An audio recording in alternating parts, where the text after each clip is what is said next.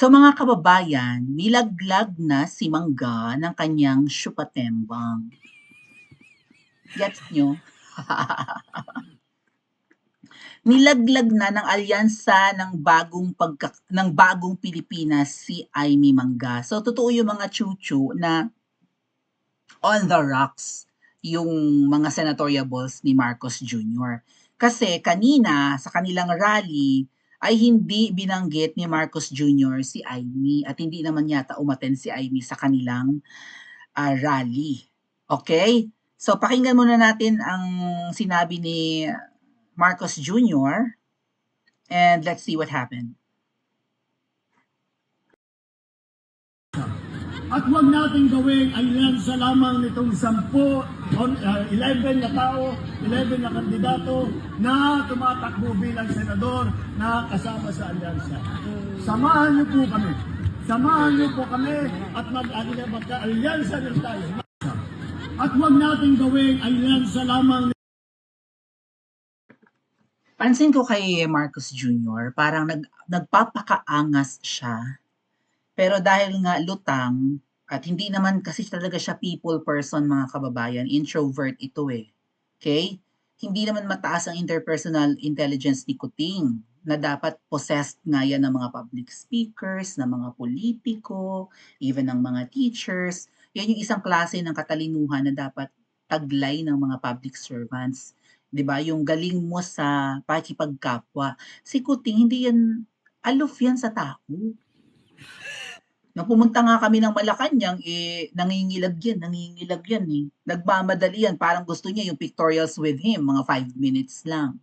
Ang daing, nung babago siyang panalo, nung pumunta kami doon, yung ang pinakain sa amin ay ensaymada. Diring-diri yan sa amin. Mas maganda naman dihamak ang balat ko kaysa sa kanya, pangit ng balat niya. Mukha siyang mabantot. Okay? Nung hinaplos ko yan, parang feeling ko, nanliit ako sa sarili ko, binabanggit ko malimit. Nanliit ako sa sarili ko, bakit parang sinasamba ko ito, hindi naman ito dapat sambahin. Buti sana kung hinawakan mo, hi, gumanon man lang. Wala, pagkapos, gumanon pa. What the heck? Anyway, so alyansa na lang daw ng 10, ano yun, Freudian slip? 10 na lang talaga. So 12 ang kanyang senatoriables at mukhang laglag na nga si Mangga. At nagsalita si Mangga, pakinggan natin maya-maya, sa patungkol sa pagkakatanggal sa kanya. Pero hindi kami naniniwala na seryoso ang pagkakatanggal sa kanya. Feeling ng karamihan sa mga DDS, drama lang nila yung magkapatid. Tingnan niyo yung mga post ko sa Maui Spencer sa Facebook. Okay? So, 10, yun ba ay Freudian slip? Yun ba yung tumatakbo sa isip niya na 10 na lang ang kanyang senatoriables pero binawi niyang bigla na naging 11 na lang eh. Pakinggan nyo. Itong 11 na tao, 11 na kandidato na tumatakbo bilang senador. Ang hinala po ng iba, pati si Camille Villar, baka tanggalin. So, si Mangga at si Camille, most probably tanggal yan.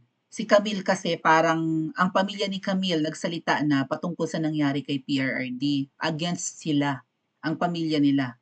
Manny Villar, lalo na yung kapatid niya na naging secretary of, ano ba yun? DS, let's check. Yung lalaki, Villar. Mark Villar, secretary ng DPWH, okay? I think itong si Mark Villar ang unang nagsalita sa pamilyang Villar ng hindi niya pagsang-ayon sa pagpapatampot kay PRRD 11 days ago papuntang The Hague. Kasi si Mark Villar ay secretary ng Department of Public Works and Highways, DPWH, right? Let's check. Yeah, Secretary of Public Works and Highways nung panahon ni PRRD. So ang mga Villar malapit din naman sa mga Duterte, hindi lang sa mga Marcos. Si Cynthia Villar, sino nga yung tumatakbo? Sino nga yung nawala? Nalimutan ko. Ako nakikita ko yung mga picture niyan eh. Teka, Villar Senator. Tingnan ko nga. Ano pangalan nun? Medyo maganda.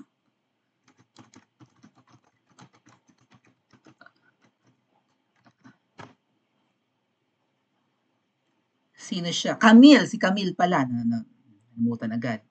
Si Camille Villar, yung maganda na naka-orange, malamang sa alamang matanggal yan sa alyansa ng bagong Pilipinas. Baka Freudian slip yun ni Marcos Jr., 'di ba? Na 10 na lang ang Day, ang pangit tingnan no, nabawasan ang kanyang kandidato. So ang hinala ng iba baka 11 na kandidato, kapatid nilaglag, ano na lang kaya nilaglag na raw ni Kuting si Mangga. Ano na lang kayo na hindi niya kaano-ano yung si Camille Villar nga at baka si Cayetano rin ang oo nga nagsasalita si Cayetano. Feeling ko manlalagas unti-unti ang mga to. Pero alam nyo, kayong mga tumatakbo, hanggat, naku, 2 na lang pala ang pwedeng idagdag sa lineup ni PRRD. 10 na ang PDP laban candidates. Siyam dati, di ba, nadagdag si Dr. Eric Mata, pakisuportahan po. 10 na, 2 na lang ang pwedeng madagdag. Right? Pili lang tayo ng lesser evil. Pero pakiusap, huwag niyong isama si Aimee. Camille Villar pa pwede. Cayetano pwedeng pagtiyagaan. Or kung sino man ang mga ngalas pa sa mga... Hindi pala. Wag. Kasi meron tayong Norberto Gonzales, right? Wag kayong pumili ng taga-alyansa. Malansa. Norberto Gonzales, pakisuportahan at may iba pa diyang kandidatong matitino. Basta yung 10, sigurado na yon. And then 2 na lang yung idadagdag natin. Huwag kayong buboto ng kulang sa 12, okay? So, may video pa ditong pinost si Senator Bato de la Rosa at hindi ko alam kung ito ay true lala, pero pakinggan natin. Ang Pangulo Ferdinand Romualdez Marcos Jr.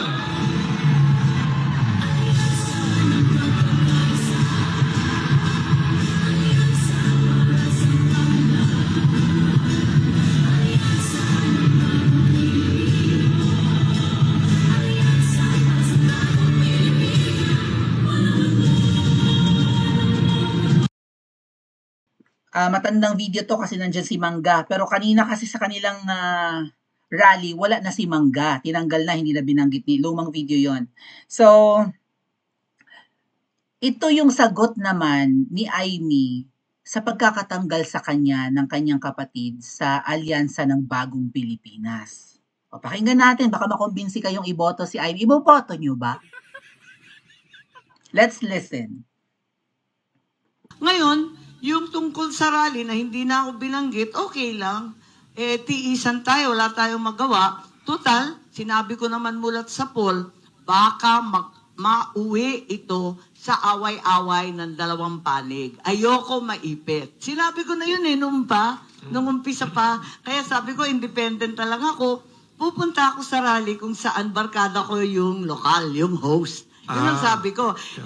Yung unang rally sa Ilocos, nagwawala na yung anak kong gobernador. Sumipot ka naman, lakad natin to. Yun, di sumipot ako. At yun nga. Pero yung ibang rally talagang hindi ko na pinupuntahan. Pumunta naman ako. At pinagpilitan. Matagal na rin yung tiis ko Sa totoo lang, nahihirapan ako. Hindi ko nakakausap ang aking kapatid, kundi sa publiko.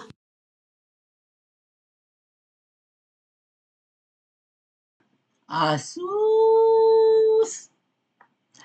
Mga kababayan, pag ako, kapag kapatid ko ang presidente, nakakatanda pa ako, tapos hindi ko nakakausap, magwawala ako.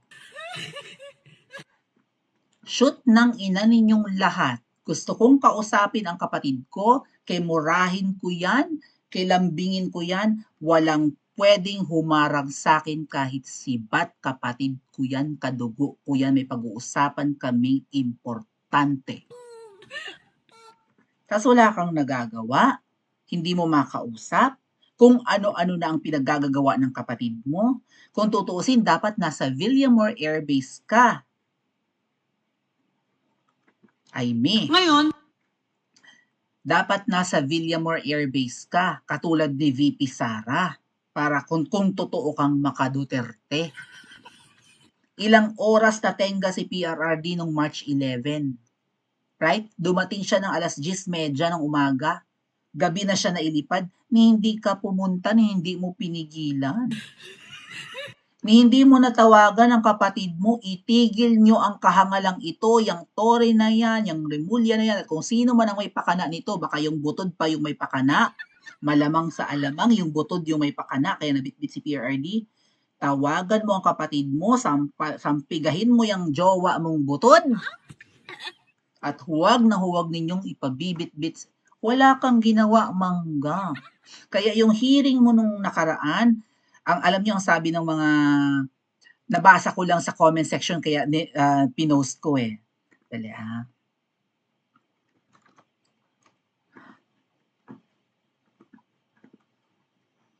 Tingnan natin yung mga posts ko dito. Oh, naka-follow na ba kayo sa Maui Spencer na page natin? Bago yan magurgur, follow nyo na. Oh. That's me and VP Sara. Style ng pamilyang Magna, itanim ang mangga sa mga DDS para may aanihin balang araw. Oh, magpapabudol pa ba kayo mga kababayan? Yun ang tanong. Itinatanim ulit ang mangga sa mga DDS. Kitang-kita sa buong Pilipinas kung gaano karami ang nagmamahal kay PRRD. Malamang sa alamang ang kanyang mga senatorial boss, landslide ang boto pagdating ng eleksyon. At si Mangga mukhang nanggagalaiting manalo. Mayat maya ang advertisements at political ads ni Mangga dyan sa Pilipinas. Sa radyo, sumakay ka ng taxi, maririnig mo ang advertisement ni Ay, may solusyon! Ay, may solusyon! Number 35 sa balota, kung ano man ang numero niya sa balota. Mayat maya ang ads ni Amy, ang laki-laki ng billboard. Bilyones na nga raw ang ginastos niya sa political ads. Allegedly, hindi pa nagsisimula ang kampanyahan. Totoo naman yun, naririnig namin sa radyo ang mga ay may solusyon. Yang pinagsasasabi, wala pang campaign period. Oh.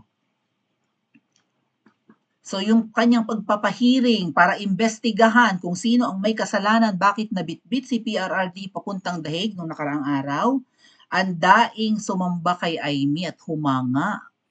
Kasi ang angas ni Amy doon, ginisagisa ni Amy si Tore, right? Ang mga Remulla. Oh, nagmukha si Amy hero at tagapagligtas. Pero ang totoong magliligtas lang kay PRRD, sa tingin ko, ay si VP Sara na nandun ngayon sa dahig. Hindi yung hearing ni Amy. Ano ang na-achieve ng hearing ni Amy kahapon? Sige nga. Natumbok ba kung sino ang salarin? Di ba sabi, di ba, 4 daw ang salarin, 4 daw ang nag-uusap. Di ba, yung Remulla, yung Anyo, sino pa yung isa? At si Kuting. Oh, si Gibo nandun din daw sa 4 na nag-uusap. Dinay na dinay yung Remulla, yung John Vic ba yun? Nandun din si Boying, di ba, na mukha ng nangingitim na ewan sa hearing ni Amy. Lahat sila nagsisinungaling, walang na-contempt. Kanino bang tao yung mga yan? Kanino bang mga appointees ginisagisa rin si Tore? Hindi man lang na-pinpoint na si Kuting ang utak ng pagpapabitbit kay PRRD sa dahig? O kung hindi si Kuting, yung butod? Anong solusyon? Magkakaroon ulit sila ng next hearing? Kailan? Ang daming nabola ni Mangga kahapon sa kanyang pahiring kuno. Dahil ginisagisa niya yung mga taong nagpabitbit at nagpakidnap di umuno kay PRRD sa dahig. O ang dami na naman ngayong sambang-samba kay Mangga. Pero ang sabi, mag-ingat at never again. Never again nating ibalik ang pamilya ng mga yan. Ako mga kababayan, kahit 10 pa lang ang senatorial balls ni PRRD, hindi ko idadagdag si Amy sa pang-11 kung iboboto or sa pang-12. Kayo, iboboto niyo si Mangga? Papayag kayong mabudol muli? Paki-comment nga po sa comment section at mag-like and subscribe din po kayo.